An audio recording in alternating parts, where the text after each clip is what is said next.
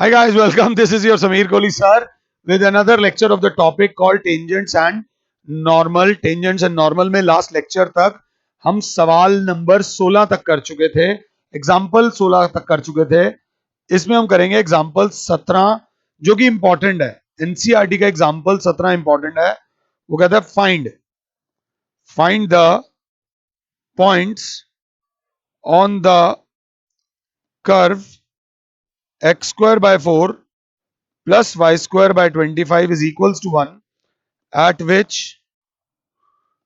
tangents are first part parallel to x axis, second part parallel to y axis. तो वो व्यक्ति जिसने पहले वाले लेक्चर में, अभी एक लेक्चर में बोल रहा था, कई लेक्चर्स को ना मैं बोलता हूं 2 बार देखो 3 बार देखो, ऐसा नहीं मैं आपको बोर कर रहा हूं. The point is live class में जब हम एक चीज इस लेक्चर में पढ़ाते हैं तो अगले लेक्चर में ये नहीं कि हम आगे बढ़ जाते हैं, हम कई बार पीछे का भी कराते हैं. तो वही जो पिछला लेक्चर था वो रिवाइज कराते हैं ऑनलाइन लेक्चर्स में. इसीलिए कुछ लेक्चर्स को मैं बोलता हूं 2 बार देखो 3 बार देखो, ताकि वो रिवीजन जो लाइव क्लासेस में होती है आपको वो मिलती रहे. इसीलिए बात को प्लीज समझना. पैरेलल टू एक्स एक्सिस का मतलब होता है dy by dx is equals to 0 और पैरेलल टू y एक्सिस का मतलब होता है dy by dx is equals to not defined. तो not defined का उल्टा होता है dx by dy is equals to 0. आप dx by dy को 0 कर दोगे. पैरेलल टू एक्स एक्सिस में पिछला लेक्चर जरूर उठा के देख लेना, ये बहुत इंपॉर्टेंट है. अब सपोज बच्चा बोलता है कि x square by 4 plus y square by 25 is equals to 1. तो सबसे पहले मैं करूंगा differentiating both sides with respect to x. तो ये हो जाएगा 1/4 into 2x plus 1/25 into 2y into dy by dx is equals to 0. ये 2 1 जा 2 2 जा x upon 2 plus 2/25y dy by dx is equals to 0 since the tangent is parallel to x axis. So therefore it is given dy by dx is equals to 0. और क्योंकि dy by dx 0 है तो x upon 2 plus 2/25y into 0 is equals to 0. x upon 2 is equals to 0. ये तो सारा 0 हो गया. तो this implies x is equals to 2 into 0. x भी 0 हो गया, x भी 0 हुआ है. और y की वैल्यू निकालनी है. पॉइंट्स हमेशा कर्व पे डालने से आएंगे, वैल्यू हमेशा कर्व में डाली जाएगी. तो थोड़ी सी जगह है हमारे पास.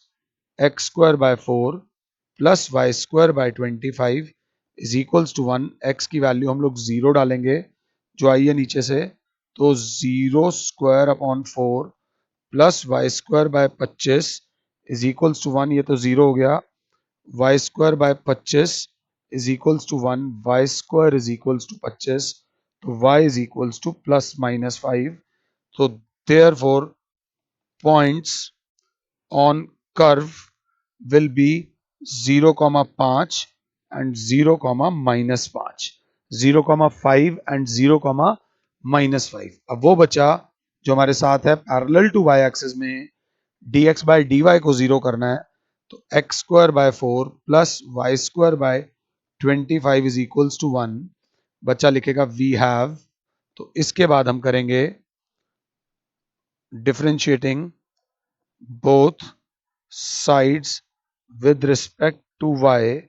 तो हो जाएगा 1/4 into 2x dx by dy plus 1/25 into 2y. और 1 का डेरिवेटिव होता है 0. तो ये 2 1 जा 2 2 जा x by 2 dx by dy plus 2y by 25 is equals to 0 since tangent is parallel to y axis. This implies dx by dy is equals to 0. ये चीज हमें गिवन है. तो dx by dy 0 हो जाएगा.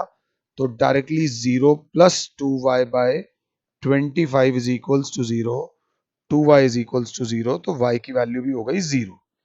अब y की value x square by 4 plus y square by 25 is equal to 1 हमेशा कर्व में डलेगी।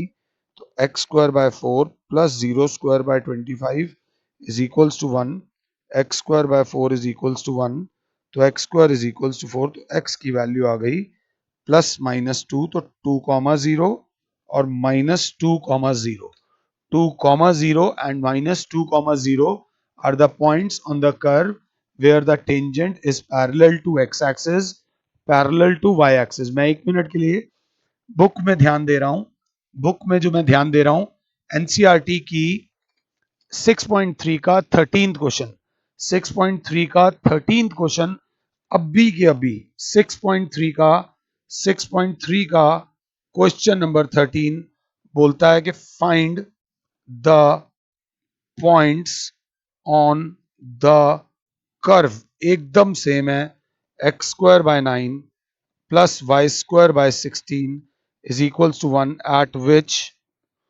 the tangent are a parallel to x axis or b parallel to y axis, parallel to x axis and parallel to y axis, parallel to x axis and exactly same है, नहीं कराऊंगा, same है। एक में dy by dx को zero रख देंगे, एक में dx by dy को जीरो रख देंगे। 12वीं क्लास के बच्चे हो तो 6.3 का एक क्वेश्चन तो हमने ऐसे ही निकाल दिया। मुझे पॉज करो और वैल्यू निकालो। जब वो पैरेलल टू, एक में आएगी 3,0 माइनस 3,0, एक में आएगी 0,4 और 0,-4। एनसीईआरटी के पीछे से भी आप इसका आंसर चेक कर सकते हो। ये करने के बाद बहुत अंडरस्टैंडिंग चाहिए एग्जाम्पल नंबर 18 में, बहुत अच्छे लेवल की अंडरस्टैंडिंग चाहिए। क्वेश्चन बहुत बढ़िया है, देखो वो बोलता है find the equation of tangent to the curve, find the equation of tangent to the curve. दिमाग ना बड़ी खतरनाक चीज है, टेंजेंट टू द कर्व बोलते ही मेरे माइंड में ये चलने लग गया, dy by dx into x minus x1। और एक और बात, अगर दिमाग एक्चुअली में सही चल रहा है तो dy by dx at x1 and y1, dy by dx की वैल्यू आएगी न्यूमेरिकल वैल्यू, ये होती है equation of tangent. Find the equation of tangent to the curve y is equals to x minus 7 upon x minus 2 into x minus 3 at a point where it cuts x axis।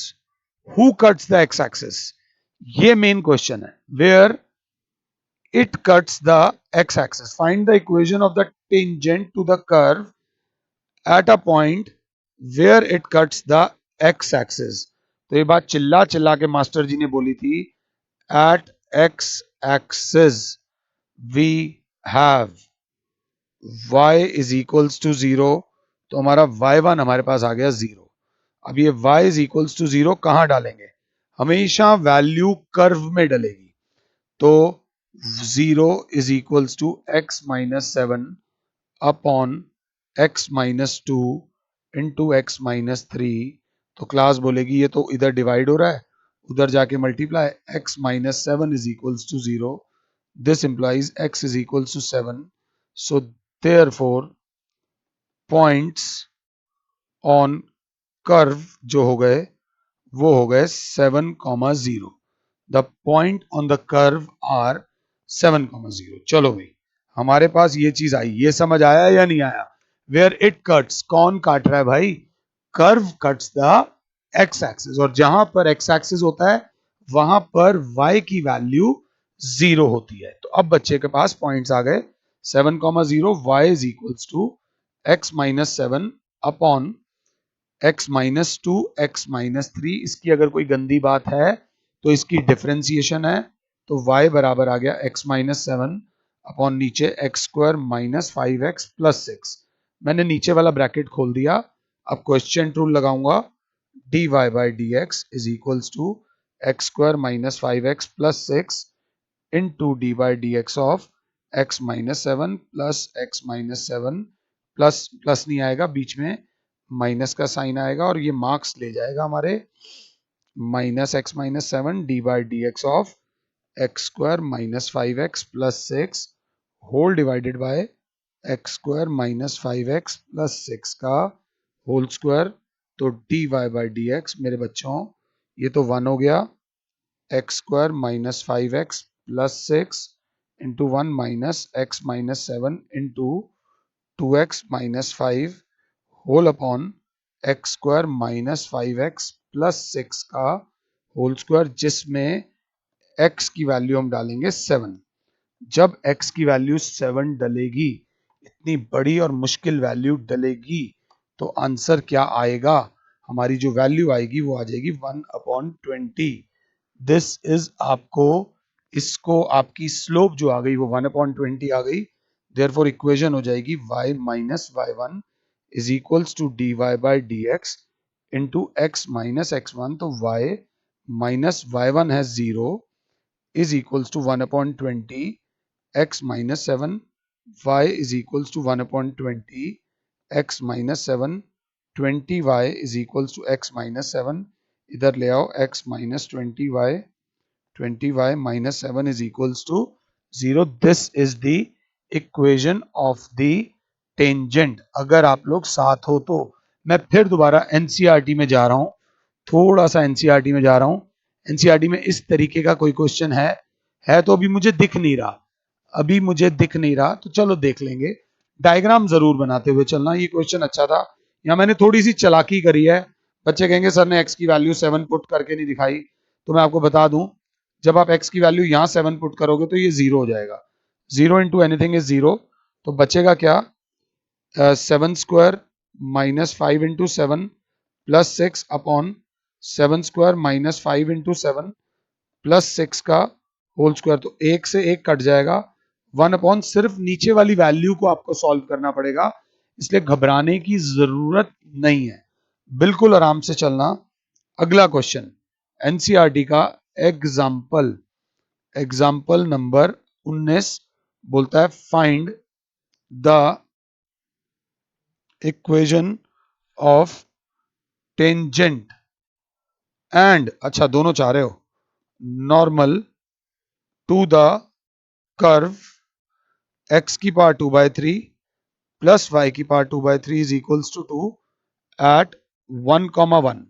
Life में जो मिले, कम मिले ज्यादा मिले, उसके लिए ऊपर वाले को थैंक्स जरूर करना।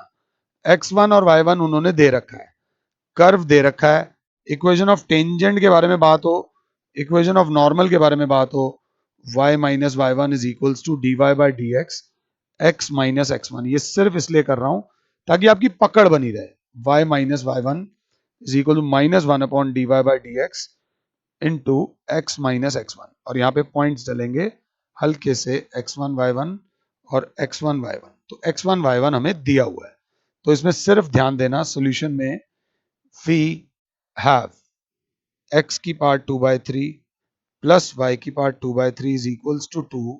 तो क्लास बोलेगी differentiating both sides with respect to x। तो 2/3 x की पावर माइनस 1/3 प्लस 2/3 y की power minus 1/3 is equals to 0। 2/3 common, 1 upon x की पावर 1/3 प्लस और इंटू dy बाई dx, जल्दबाजी बहुत है, 1 अपॉन y की power 1/3 dy by dx is equals to 0। जो पावर ऊपर प्लस हो रही है वो नीचे जाकर माइनस हो जाएगी, ये इधर मल्टीप्लाई हो रहा है, उधर जाके divide.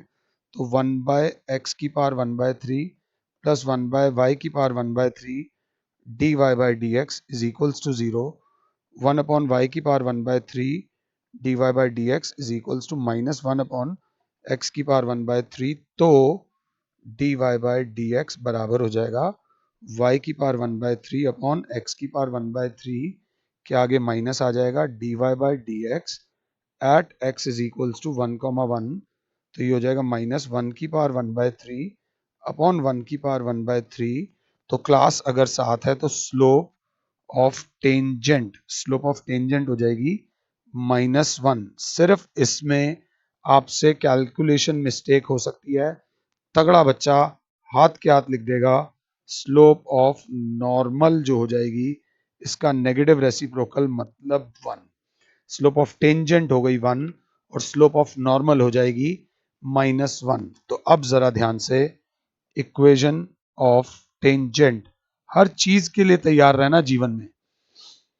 y minus y one, ऊपर dy बाई डी एक्स लिखवाया ना, यहां लिखवा दूंगा क्या, slope of tangent into x minus x one. तो y minus one is equals to -1, x minus one, y minus one minus x plus one, इधर ले आओ x plus y is equals to 2, x plus y is equals to 2। अब बात आती है equation of normal की, तो वो हो जाएगी y minus y one into slope of normal into x minus x one. तो y minus one, slope of normal होती है 1, x minus one, y minus one is equals to x minus one, -1 से minus गया, y is equals to x, या फिर x minus y is equals to 0 कर दो, या y minus x is equals to 0। उन्होंने y minus x is equals to 0 करा हुआ, उससे कोई फर्क नहीं पड़ता। ये था एग्जाम्पल नंबर 19। एग्जाम्पल नंबर 19 जब आप करते हो, एग्जाम्पल नंबर 19 करने के बाद जैसे कि आपका क्वेश्चन नंबर 14 एनसीईआरटी का क्वेश्चन नंबर 14 आप अपने आप से कर सकते हो। क्वेश्चन नंबर 14 एग्जैक्टली इसके ऊपर बेस्ड है। अगर आप चाहो तो क्वेश्चन नंबर 14 यहीं मुझे पॉज कर लो और क्वेश्चन नंबर 14 के सारे पार्ट्स कर लो। आप फंसोगे क्वेश्चन नंबर 14 के 5th वाले पार्ट पे, वो मैं अभी आपको एग्जाम्पल नंबर 20 में करा रहा हूं। एनसीईआरटी का एग्जाम्पल नंबर 20 अगर ध्यान से देखो तो वो क्या कह रहे हैं, वो कह रहे हैं फाइंड द इक्वेशन, चलो एक ही मांगी है, find the equation of tangent to the curve given by x is equals to a sin cube t, y is equals to b cos cube t at t is equals to pi by 2। बेटा ये question बहुत दिमाग लगाने वाला है, इसमें हम लोग फंस सकते हैं। थोड़ा सा ध्यान दे लेना, बंदे को लगेगा कि आसान है, बट ये आसान नहीं है, ये आपको फंसा सकता है, थोड़ा सा तो फंसा सकता है। तो बच्चा कहेगा सर फंसने से पहले मैं कम से कम वर्स्ट केस में ये लिखाऊंगा, equation of tangent is equals to y minus y one in is y minus y one gap gap gap is equals to dy by dx x minus x one. इसमें जो दुख वाली बात है वो ये है कि x वाई वन नहीं दे रखा, x1 नहीं दे रखा। सर dy बाय dx मेरे लिए दुख वाली बात नहीं है, क्योंकि dy बाय dx मैं निकाल दूंगा dy by dt upon dx by dt करके, और मेरे पास t की वैल्यू दे रखी है उसने पाई बाय 2। मेरे लिए दुख की बात जो है वो है कि मेरे पास x1 नहीं है और मेरे पास y1 नहीं है। अगर x1 y1 की वैल्यू मेरे पास हो तो मैं निकाल दूं, नहीं तो मैं फंसा पड़ा हूं। तो मैंने कहा चलो अभी आराम से स्टेप बाय स्टेप चलते हैं। We have y is equals to b cos cube t, मैंने पहले y लिखा है, तो differentiating both sides with respect to t, ध्यान दे लीजिएगा। तो dy बाय dt, b बाहर, d by dt of cos cube t, तो dy बाय dt बराबर हो जाएगा 3b cos square t into minus sine t। dy by dt बराबर हो जाएगा -3b sine t into cos square t। ये आया है dy बाय dt। ऐसे ही हम लिखेंगे x is equals to a sine cube t, तो differentiating both sides with respect to t dx by dt बराबर हो जाएगा a into d by d t of sine cube t, तो dx by dt बराबर हो जाएगा 3a sine square t into cos t। ये dx by dt आ गया, देयरफॉर dy बाय dx बराबर हो जाएगा dy by dt upon dx by dt. It should be clean and it should be visible. साफ सुथरा लिखना. टीचर को पागल बनाने की कोशिश मत करना. तुमसे 30-30 40-40 दिवालियां ज्यादा देखी हुई हैं उन्होंने. So you can not make fool of them. तो 3a sine square t cos t upon -3b sine t into cos square t. अगर 7 हो तो 3 से 3 गया, साइन से एक साइन गया, कॉस से एक कॉस गया, तो ये आ जाएगा -a/b. ऊपर एक साइन है और नीचे एक कॉस है. -a/b tan t dy by dx. तो इतने में एक बच्चा बोलेगा t की वैल्यू π/2 दे रखी है, तो dy by dx at t is equals to π/2 will be -a/b tan π/2. मेरे हिसाब से tan π/2 क्या होता है? हम इनका कॉट आ रहा है. मेरे से गलती कहाँ हुई है? गलती कर गया. मैंने गलती करी है यहां पर. dy बाय dt ऊपर लिखना था, 3b ऊपर आना था. उल्टी वैल्यू ऊपर लिख दी. ये गलती हो सकती है.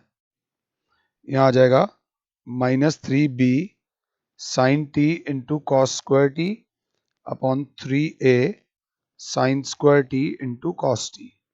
क्लास 7 है तो 3 से 3 गया, साइन से एक साइन गया, कॉस से एक कॉस गया, तो dy बाय dx जो आ गया वो आ गया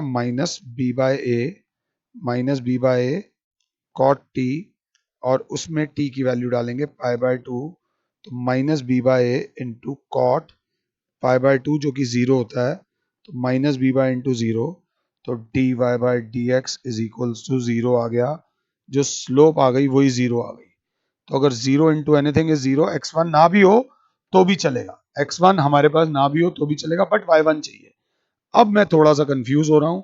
इतने में एक बच्चा बोलेगा सर t की वैल्यू यहां डालो और t की वैल्यू यहां डालो, आपको x और y दोनों मिल जाएगा. x बराबर है a साइन क्यूब t, तो x बराबर है a साइन क्यूब t की वैल्यू डालो π/2, तो π/2, तो x बराबर हो जाएगा a इंटू 1/3. x की वैल्यू आ जाएगी सर a. वैसे ही सर y की वैल्यू डालोगे तो y बराबर है b कॉस क्यूब t, मतलब π/2.